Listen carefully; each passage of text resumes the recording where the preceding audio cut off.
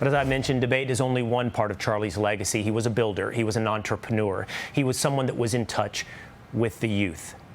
Someone who is no stranger to many of those same qualities and those same markers in their career is Barstool Sports founder and president Dave Portnoy, who joins me now. Dave, thanks for being with me here today. I do think I pay you a great compliment in suggesting that many of the same things Charlie was able to accomplish in this life, you have done in different forms and different degrees there at Barstool. I've seen you active on social media.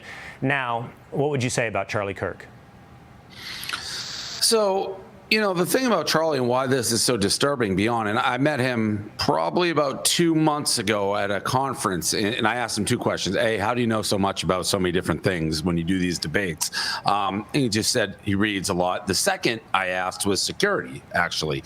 I go, how much security do you travel with? Because he's heavy in politics, right? I'm not. I'm more sports. Occasionally, if something gets over, makes me burst out, I'll speak out on it. And I see how much hate and backlash you get when you talk on hot button topics. And that's all he did. So, he knew the risks going in, still went out and debated him.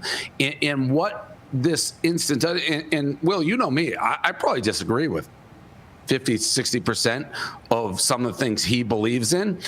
But that's fine. We were able to shake hands, have a debate, and civilly talk about it. And the fact that even now, so many people that you knew somehow seem to be reveling in it and be like, aha, he got what he deserved, is so disgusting. And I tweeted yesterday, I thought it was one of the darkest days in American history. And I truly believe that. And you shouldn't care whether you agreed with his points, disagreed with his points. Somebody who believed in debate and letting people who disagreed with him have a forum to talk with him, a political assassination. When we're in this country and you're murdered for your political beliefs, that is as low as this country can get. And I give him all the credit in the world for continuing to go to these campuses, which is a threat. Every single time he stepped on that campus, it's a threat. And sadly, I was shocked when it happened, but I can't say it was like the most stunning thing I ever heard, which is a real indictment for where we are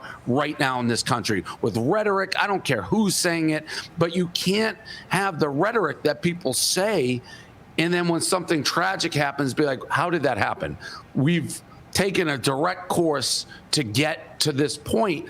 And he's somebody who, like I said, I didn't agree with a lot of his viewpoints, but I didn't think he was out there trying to be a person. He believed in what he said. He wasn't trying to be a character. He wasn't doing it, I didn't feel like, to build his persona, his company, his brand. He honestly believed it and was willing to discuss and debate it.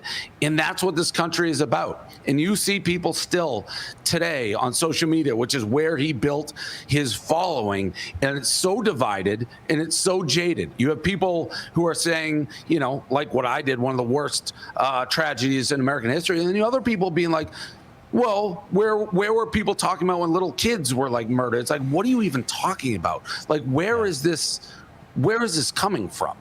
It's crazy. And Dave, I honestly, both personally and now professionally in putting on a show, I've tried not to give too much oxygen and attention to exactly what I've seen. I've seen exactly what you've seen out there, which reflects an attitude in America that's disturbing. But random posters on the internet are one thing. Headlines like this from the New York Times are a completely different animal, describing Charlie as a right-wing provocateur with close ties to Trump, who dies at the age of 31. Calling Charlie right-wing is the least of the accurate descriptions. To call him a provocateur, to say he died. Charlie was murdered. Charlie was assassinated. And Charlie believed, as you said, the things that he spoke of. 2 weeks ago, Dave, I was with you in Columbus, Ohio. And I can tell you this as much as the audience. You've built something in Barstool Sports. Charlie built something in Turning Point USA. When I was there at Columbus, Ohio with you, the two most things I hear about you, Barstool Sports, with these college kids, and people asking if I knew Charlie Kirk and talking about Turning Point. You both have built something that reached young people. I look forward to seeing you use it well, and I know that you will, Dave. I appreciate it. Thank you. All right, you bet. Hey, it's Will Cain. Click here to subscribe to the Fox News channel on YouTube. It's the best way to get our latest interviews and highlights. And click to subscribe to the Will Cain podcast for full episodes right now.